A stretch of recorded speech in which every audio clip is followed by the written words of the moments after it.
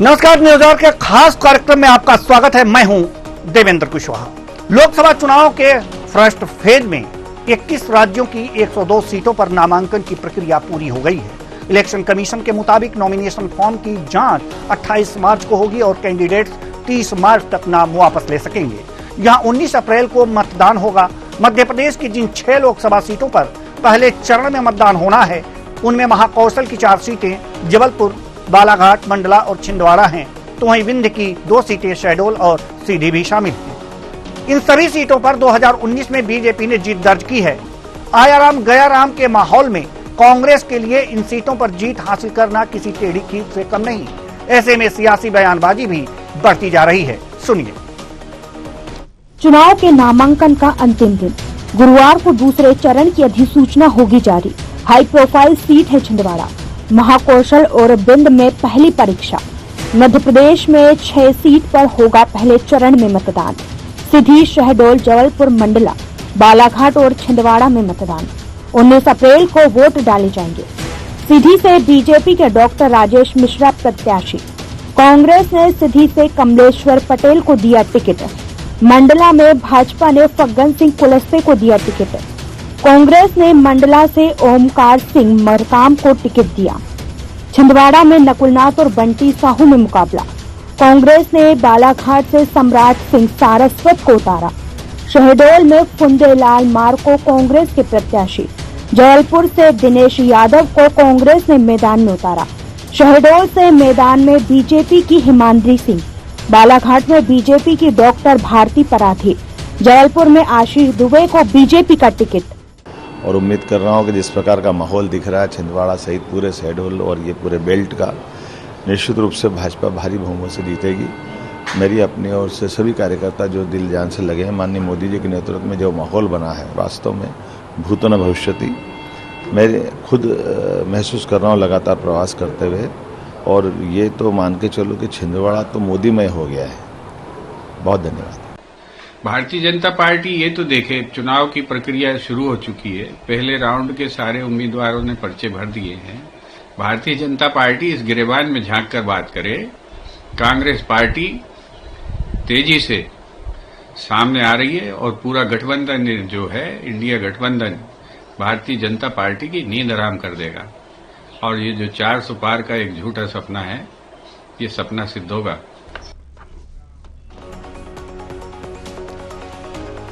तो ये कहा जा सकता है कि लोकसभा चुनाव की जो तैयारियां हैं वो तेज हो गई हैं। जो पहली चरण में मध्य प्रदेश की 6 सीटों पर जो मतदान होना था, उसके नामांकन भरने की आज अंतिम तारीख थी और इस पर नामांकन कर लिया गया है। जो सीटें थी इसके बारे में हमने आपको बता भी दिया है कि बालाघाट, छिंदवाड़ा, जबलपुर और मंडला, शहडोल, सीधी, ये 6 सीटें हैं जिन पर नामांकन की प्रक्रिया पूरी हो चुकी है। यानी कि प्रथम चरण में मध्य प्रदेश में इन 6 लोकसभा सीटों पर चुनाव होने हैं। सभी दलों के जो भी नामांकन दाखिल करने के लिए थे, उन्होंने अपना नामांकन दाखिल कर दिया है। आज हम इन्हीं 6 सीटों पर चर्चा करेंगे एक एक करके, और चर्चा के लिए जो हमारे साथ मेहमान जुड़े हुए हैं उनसे आपका परिचय करा दें। हमारे साथ जो मेहमान जुड़े हुए हैं,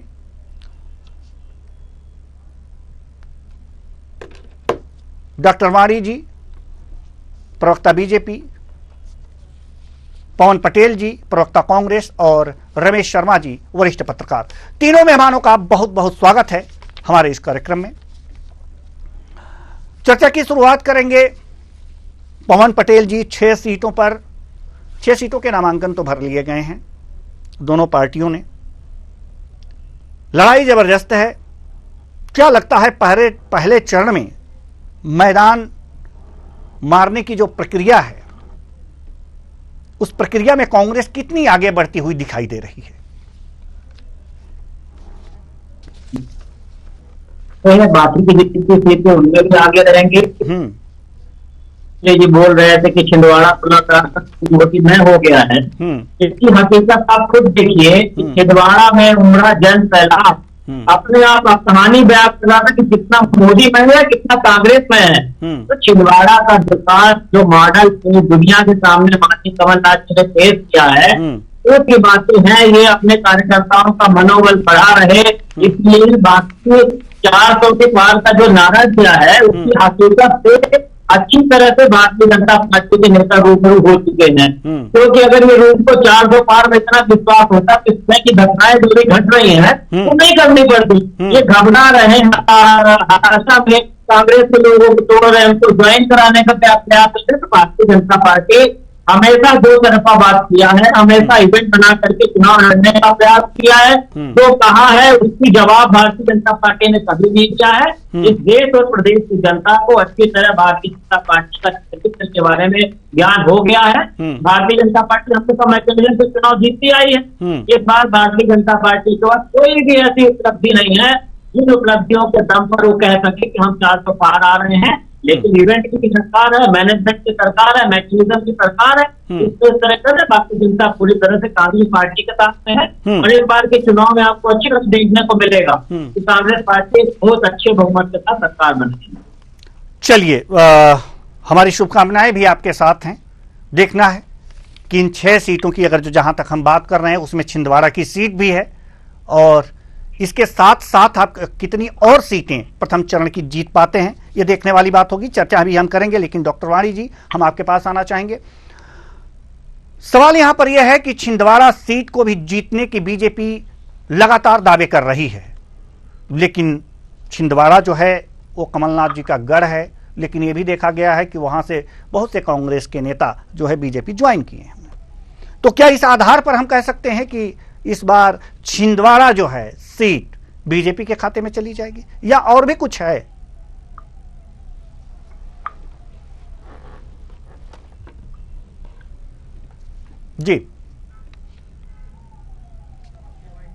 जी डॉक्टर वाणी, आपकी आवाज हम तक नहीं पहुंच पा रही है।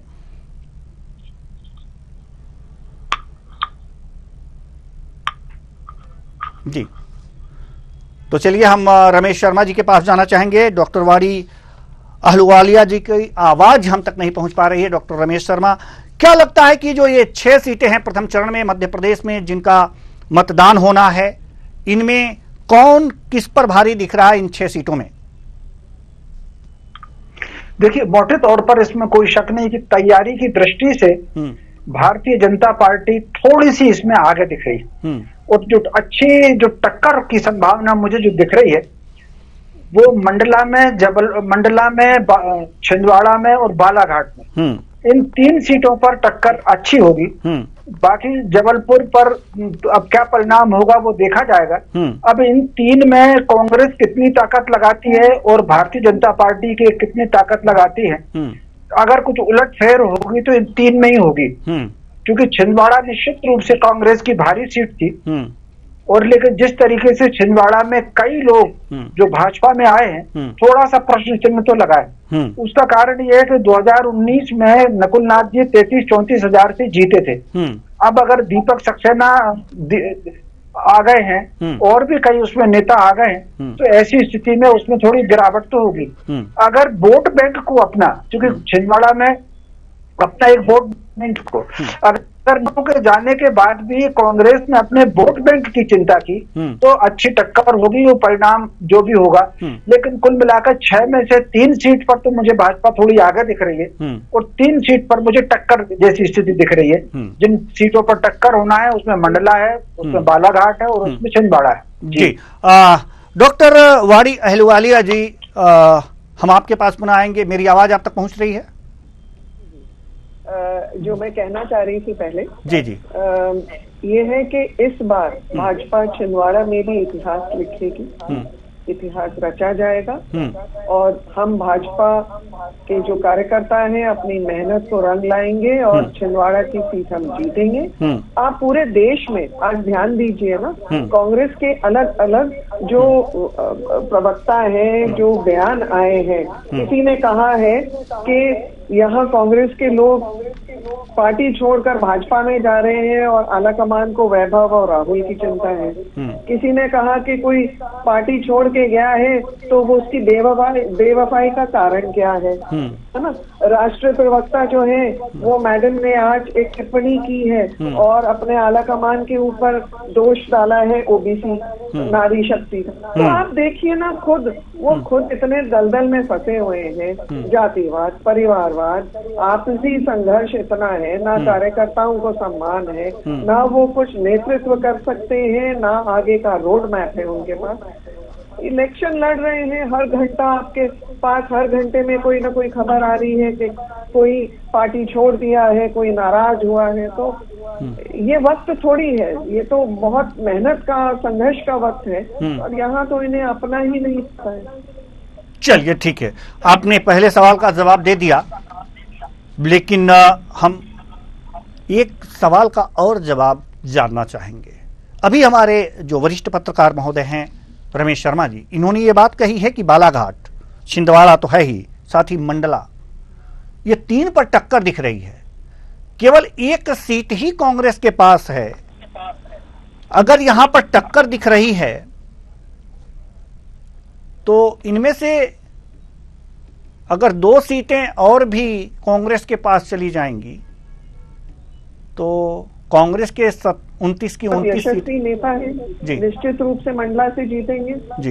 बालाघाट में जो हमारी प्रत्याशी है मिसेस पारदी, वो खुद आप लोग जानते हैं कि वो एक पार्षद रही है, बहुत लोकप्रिय है, मेहनती है और निश्चित रूप से मोदी की जो हम रणनीति, मोदी जी की रणनीति जमीनी धरा पर लेकर आ रहे हैं, पारदी जी का कोई टक्कर नहीं है, क्योंकि वहाँ जो उनके प्रत्याशी हैं वो तो आप खुद उनका इतिहास जानते हैं।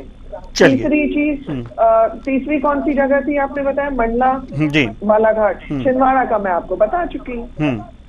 ठीक है, पवन पटेल जी, हम आपके पास आना चाहेंगे। बालाघाट की जहां तक स्थिति है, डॉक्टर भारती पारधी यहां पर बीजेपी से हैं और आपके सम्राट सिंह सारस्वत जो हैं, इनको आपने मैदान में उतारा है, जबकि डॉक्टर पारधी को बीजेपी ये बता रही है कि ये काफी टक्कर दे सकती हैं और उनके सामने सम्राट सिंह कुछ नहीं है। आप क्या कहेंगे, जल्दी से बताइए, उसके बाद हम रमेश शर्मा जी के पास जाएंगे। अभी तो भारतीय जनता पार्टी के आधी से ज्यादा नेता बोलते हैं, उनका पार्टी का कार्यकर्ता, उनका जो उम्मीदवार वो कुछ नहीं है, खाली मोदी है। मोदी का चेहरा देख के चुनाव लड़ाना जा रहा, मोदी मैजिक पे चुनाव लड़ाना जा रहा, मोदी की गारंटी पे चुनाव लड़ाना जा रहा। ये तो हमेशा दोनों तरह की बातें करते हैं। अब रही मोदी गारंटी की बात कर लीजिए तो आधे से ज्यादा गारंटी हम गिना दिए, खत्म हो जाएगा कि अगर गारंटी कितनी पूरी हुई है। जादूगरी जरूर है कि जादूगरी जादूगर इवेंट कर करके आंखों को पट्टी बांध दिया जादूगर का। तो भारतीय जनता पार्टी की कोई भी ऐसी नीति, कोई भी ऐसे काम नहीं है जिन कामों में बता सकते। आम जनता अब इतनी समझदार हो चुकी है कि जैसे ही कोई भारतीय जनता पार्टी का नेता बोलता है कि हम 29 के 29 सीट जीतेंगे, तभी समझ में आ जाता है कि तानाशाही के संविधान चलने वाले हैं। अगर इनको काम करना होता, ये कुछ करने का मुद्दा रहता, सिर्फ मैं, मेरी पार्टी, मेरे कार्यकर्ता को छोड़ करके, तो इनको इतना स्पष्ट बहुमत मिला था, उस स्पष्ट बहुमत में कर सकते हैं। इस व्यक्ति का विश्वास लोकतंत्र में, वो हमेशा सबसे पहले कहेगा हमें एक ताकतवर स्वस्थ विपक्ष चाहिए, लेकिन विपक्ष भी हीन भारत चाहते हैं, ये कांग्रेस भी हीन भारत चाहते हैं, और जबकि कांग्रेस में भाजपा होती जा रही है। तो भारतीय जनता पार्टी के कथनी और करनी को प्रदेश की जनता अच्छी तरह से समझ चुकी है। इस बार आपको पूरे देश में जो चुनाव के परिणाम आएंगे वो देख लीजिएगा, और जिस दिन ईवीएम से चुनाव बंद हो जाएगा, उस दिन देख लीजिएगा भारतीय जनता पार्टी के जमानतें जब्त हो जाएंगी। जिस दिन इनका मैकेनिज्म का पोल पट्टी खुलेगी, पता नहीं कितने भाजपा के लोग जेल में थे। चलिए ठीक है, रमेश शर्मा जी, हम आपके पास आना चाहेंगे। जैसे कि आपने 3 सीटों की बात की है कि जहां पर इन 6 सीटों में 3 सीटों पर अच्छी खासी टक्कर देखने को मिल सकती है, वो बालाघाट, छिंदवाड़ा और मंडला की आपने बात की है।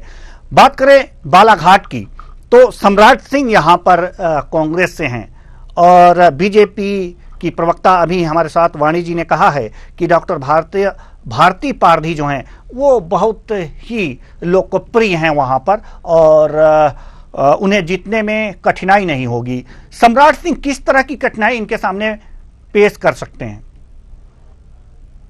देखिए, मोटे तौर पर सम्राट सिंह और पारदी जी के अगर व्यक्तित्व को देखेंगे तो कहीं ना कहीं सम्राट सिंह की छवि जो है वो ज्यादा है, और संगठन की दृष्टि से पारदी प्रभावशाली हो सकती हैं, लेकिन कहीं ना कहीं जननेता के रूप में उनको थोड़ा भी और काम करने की आवश्यकता है, एक बात। दूसरा, बालाघाट में जो कांग्रेस की जितनी चुनौती होगी भाजपा को, उससे ज्यादा उनके अपने कार्यकर्ताओं में भी थोड़ी सी जो असहजता है।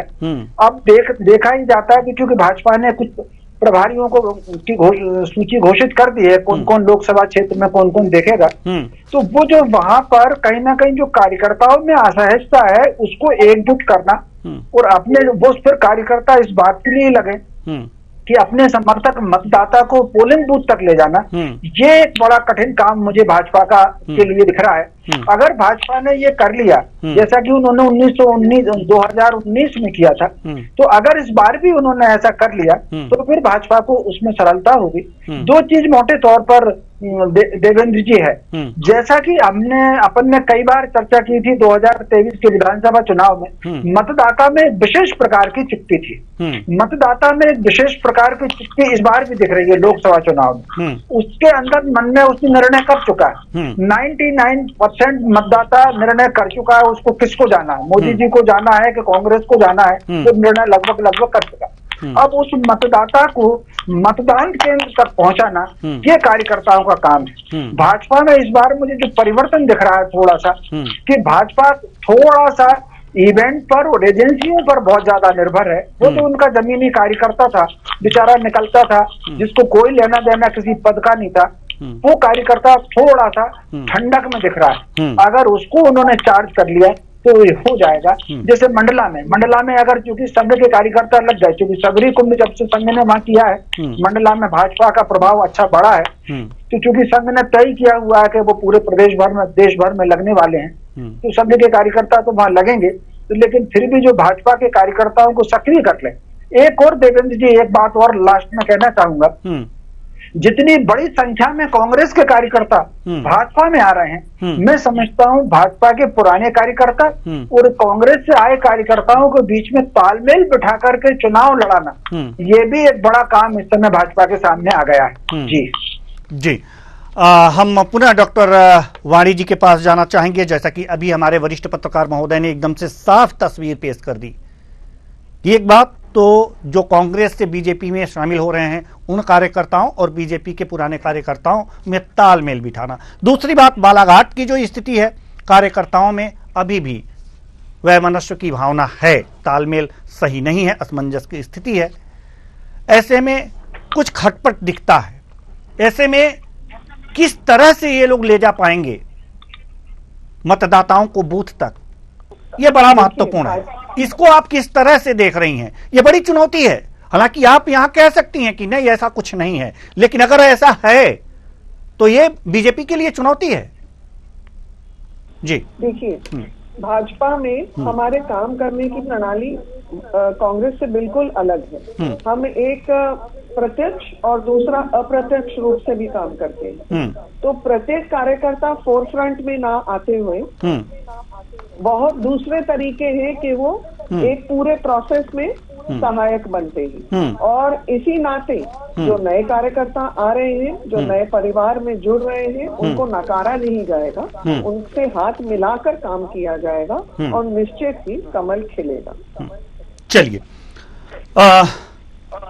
पवन पटेल जी, हम आपके पास आना चाहेंगे। आपने देखा कि हमारे बीजेपी के प्रवक्ता ने साफ साफ ये बातें कही हैं कि बीजेपी के कार्यकर्ता अप्रत्यक्ष रूप से भी काम करते हैं और प्रत्यक्ष रूप से भी काम करते हैं। तो कहीं अप्रत्यक्ष रूप में यहां काम हो रहा हो तो इसकी भनक कांग्रेस कैसे पाएगी? देखिए, प्रत्यक्ष और अप्रत्यक्ष का उदाहरण तो देश की जनता ने देखा। अभी इलेक्ट्रल बॉन्ड देखा ही आपने, तो भारतीय जनता हर फील्ड में प्रत्यक्ष और अप्रत्यक्ष रूप से काम करती है। भारतीय जनता पार्टी तो दो तरह से काम करने में दोहरा चरित्र पूरा जग जाहिर है अपने को नहीं कह सकते। अगर ये कांग्रेस पार्टी के लोगों को सम्मान देते तो क्या आज तक सिर्फ 7 से 8 लोग कांग्रेस पार्टी के जो गए हैं भाजपा में उनको सम्मान है, बाकी सब गायब हो चुके हैं। ये भारतीय जनता पार्टी के कसनी और करनी को देश की जनता अच्छी तरह से समझ चुकी है। भारतीय जनता पार्टी एक साथ कई मुद्दों पर काम करती है, कई सारे पेज पे काम करती है। उनके पास फंड की कोई कमी नहीं, सरकारी मशीनरी का दुरुपयोग करने में कोई गुरेज नहीं। इस तरह से उनको किस व्यक्ति को जो उनको कमजोर कर रहा है, जो उनके लिए खतरा, इस तरह कांग्रेस पार्टी में मिला दिया जाए, साम दाम दंड भेद लगा करके, किसी को बिजनेस का डर देके, किसी को केस का डर देके, इस तरह के लोगों को भारतीय जनता पार्टी कांग्रेस, मेरा तो सिर्फ इतना छोटा सा बोलना था। इनकी नीतियां इतने अच्छे, इनके काम इतने अच्छे हैं, पूरा राम राज्य ला के रख दिया, बेरोजगारी खत्म हो गई, किसानों को एकदम भगवान का दर्जा मिल गया। तो इनको कांग्रेस के लोगों की जरूरत क्यों पड़ रही है? क्यों ये अपने दम पे चुनाव नहीं लड़ते? क्यों मोदी जी ने जो झूठी गारंटी दी, उन झूठी गारंटी पे कोई भारतीय जनता पार्टी के नेता बात करने को तैयार क्यों नहीं है? क्यों युवाओं के साथ खिलवाड़ किया, भविष्य व्यापक जैसे घोटाला करके उसका नाम बदल के प्रोफेशनल एग्जामिनेशन बोर्ड रख दिया? दिल्ली के सड़कों पर हमारे मतदाता के साथ आतंकवादियों जैसा बर्ताव हो रहा, ऐसा कोई वर्ग नहीं है जो भारतीय जनता पार्टी के शासन में सुरक्षित हो। ये हमेशा ये इनका 400 पार बोलना, मतलब संविधान को खत्म करना चाहते हैं। इससे हमारे देश को, प्रदेश की जनता को संविधान पे भी पता है। इससे भारतीय जनता पार्टी को इस बार उनका समझ में आ जाएगा कि अब तक खेल लिया, भावनाओं के साथ खिलवाड़ कर लिया, झूठे सपने दिखा करके, सपनों की सौदेबाजी करके अब आज तक सपना दिखा करके सरकार बना ली, लेकिन अब आगे संभव नहीं। प्रदेश की जनता अच्छी तरह से समझ चुकी है। चलिए ठीक है। जहां तक मंडला की बात करें, हम रमेश शर्मा जी के पास आएंगे, वरिष्ठ पत्रकार हमारे साथ मौजूद हैं। जहां तक मंडला की बात करें तो फग्गन सिंह कुलस्ते बीजेपी से हैं, ओमकार सिंह मरकाम यहां पर कांग्रेस से हैं। यहां पर टक्कर किस तरह की आप देख रहे हैं कि यहां पर विशेष रूप से टक्कर देखी जा सकती है? देखिए, मोटे तौर पर अगर आप देखेंगे तो फग्गन सिंह कुलस्ते जी चुनाव हार गए, विधानसभा का निवास सीट से चुनाव हार गए। और ये वो सीट है जब 2018 में भी भाजपा यहाँ से हारी थी। वहां एक सामाजिक दृष्टि से अगर आप देखेंगे तो एक विशेष प्रकार का अंतर्द्वंद है मंडला में। मैं पिछले वर्ष वहां पर जाकर के देख कर आया था, चुनाव का माहौल तो था नहीं, लेकिन फिर भी वहां के जो सामाजिक जीवन में जो अंतर्द्वंद है वो राजनीतिक क्षेत्र में बदलता है। एक तो वहां पर मिशनरीज का बहुत तगड़ा काम है, गांव गांव में उनके अपने विकल्प चलते हैं, शिक्षा के हों, मतांतरण के हों, जो भी है उनके विकल्प चलते हैं। उसको काउंटर करने के लिए संघ ने समानांतर व्यवस्था वहां पर की हुई है। तो वो जो स्थानीय स्तर का जो टकराव है, तो वो जो पुराना, वो कहीं ना कहीं भाजपा को हराने में विश्वास रखता है, और संघ ने जो नेटवर्क बना ये कहीं ना कहीं भाजपा को जिताने में विश्वास रखता है। वहां पर भाजपा राजनीतिक दल के रूप से उतना सक्रिय नहीं है जितना कहीं ना कहीं ये दूसरा संघ के जो विद्या भारती है या वनवासी कल्याण परिषद है, ये लोग, सेवा भारती है, ये लोग जो वहां पर जितने सक्रिय हैं, तो कहीं ना कहीं अब ये इस बात पर निर्भर करेगा कि इस बीच में 2 साल में, 1.5 साल में कितना इधर से उधर। स्वाभाविक रूप से वहां पर जो सबसे ज्यादा वाला था, जिसके वजह से 19 में लाभ मिला था भाजपा को, वहां पर वो राम मंदिर के मुद्दे को लेकर के वहां पर उनको लाभ मिला था मोटे तौर पर। तो अब इस मुद्दे को लेकर के कितना वहां पर प्रचार होगा और मतदान का प्रतिशत कितना होगा, इस पर बहुत ज्यादा इसका प्रभाव पड़ेगा, मतदान के प्रतिशत पर प्रभाव पड़ेगा। यदि मतदान का प्रतिशत वहां पर 75 से ऊपर चला गया तो मान करके चलिए कि कहीं ना कहीं इसमें भाजपा को कठिनाई होगी, और अगर मतदान का प्रतिशत 70 या उसके नीचे रह गया तो मानकर चलिए भाजपा का उसको लाभ मिलेगा। तो वहां का खेल सारा का सारा मतदान के प्रतिशत पर है। जी, डॉक्टर वाणी कुछ कहना चाह रही हैं? जी, याद दिलाना, स्मरण कराना चाहूंगी कि 2014 में फग्गन सिंह कुलस्ते 1,10,000 वोट से वहीं से जीते थे। 2019 में वहां मतदान का टर्नआउट 77.62% था और Faggan Singh Kulaste won by 97,674 votes. So I contest that statement. जी, पवन पटेल जी, हम आपके पास आना चाहेंगे। जैसा कि यहाँ पर जो भी द्वंद की दृष्टिकोण से यहाँ पर देखा जा रहा है कि कांग्रेस फाइट करती हुई देखी जा रही है, एक तरह से मिशनरियों का और एक तरह से संघ का। तो मिशनरी समर्थक कांग्रेस की तरफ आते हुए दिख रहे हैं। क्या लगता है आपको कि इसको भुना पाएंगे आप लोग? देखिए हम अब हमारा निवेदन कहते हैं कि भी चुनाव काफी बहुत ऊपर जा चुका है। अब यहाँ पे चाहे मिशनरी हो, चाहे गरीब हो, चाहे युवा हो, चाहे किसान हो, ऐसा कोई वर्ग नहीं है जो भारतीय जनता पार्टी से प्रश्न न हो। हम कहते हैं कि किसी भी वर्ग हो, कोई के लोकसभा क्षेत्रों जब वो पेट्रोल डलवाने जाता होगा तो मोदी जी का चेहरा तो सामने दिखता होगा, और पेट्रोल के पैसे उसको जो देने पड़ते हैं, पहले जो देने पड़ते थे और अभी जो देने पड़ते होंगे, तो कहीं ना कहीं द्वंद उसके दिमाग में चलता होगा। जो द्वंद ईवीएम में जब वोट डालने जाएगा तब उसका निकलेगा। इसी तरह हमारा युवा जब जाता होगा, एग्जामिनेशन भरता है, फिर बड़े बड़े विज्ञापन देखता है कि मोदी जी ने बोला था हम 2 करोड़ रोजगार देंगे, और उसके बाद जब बेरोजगारी के दलदल में पढ़ लिख करके कर्जा लेकर के उसके माँ बाप पढ़ाते हैं, वो अपने माँ बाप के दिमाग का सहारा नहीं बन पाता, तो उसके दिमाग में कहीं ना कहीं द्वंद होता होगा जो ईवीएम में निकलेगा। ये ऐसी प्रक्रिया बन चुकी है। तो सबसे बड़े गर्व की बात होनी चाहिए बाबा साहेब भीमराव अम्बेडकर का संविधान, जिससे दुनिया को नाच हुआ करता था, आज ये लोग संविधान खत्म करना चाहते हैं। मुझे पूरा विश्वास है इस देश और प्रदेश की जनता के ऊपर, संविधान के नाम पे, युवाओं के नाम पे, किसान के नाम पे, और भारतीय जनता पार्टी के झूठ और बतौलेबाजी के खिलाफ कांग्रेस पार्टी को वोट देंगे, और उसका रिजल्ट आप देखिएगा आने वाले समय में लोकसभा के चुनाव। चलिए डॉक्टर वाणी जल्दी से सर, बिल्कुल आपने मिस्टर पवन पटेल जी ने आपके प्रश्न का उत्तर नहीं दिया कि मिशनरीज क्या इंडियन नेशनल कांग्रेस के तरफ अपना रुझान करती है। आपने उस प्रश्न को तो उत्तर ही नहीं दिया। आप उस पर चर्चा करिए ना, तो फिर मैं उस पर अपनी प्रतिक्रिया देती हूँ। जी आप बताइए ना पवन पटेल जी। हाँ, मिशनरी हमारी तरफ आएगा, युवा आएगा, गरीब आएगा। मैंने यही बोला, सबसे पहले बोला मिशनरी भी आएगा, सब कोई आएंगे, क्योंकि ऐसा कोई वर्ग नहीं जिसको आप लोग चलाना हो। चलिए जवाब मिल गया जी। जी डॉक्टर वाणी जी, मैंने कहा ना कि ये सब देश विरोधी, देश को तोड़ने वाली ताकतें हैं जो वहां पे छुप छुप कर धर्म परिवर्तन कर रही है। तो आपने तो कहा ये आपके पास आती है, तो इसका मतलब ये स्पष्ट हो गया है, जनता देश को ताकत देने वाली पार्टी के साथ जाना चाहती है, ना कि देश को तोड़ने वाली पार्टी के साथ। तो आपके कहने का तात्पर्य है कि मिशनरियां जो हैं ये देश को तोड़ रही हैं। मिशनरी देश को तोड़ क्या रही है?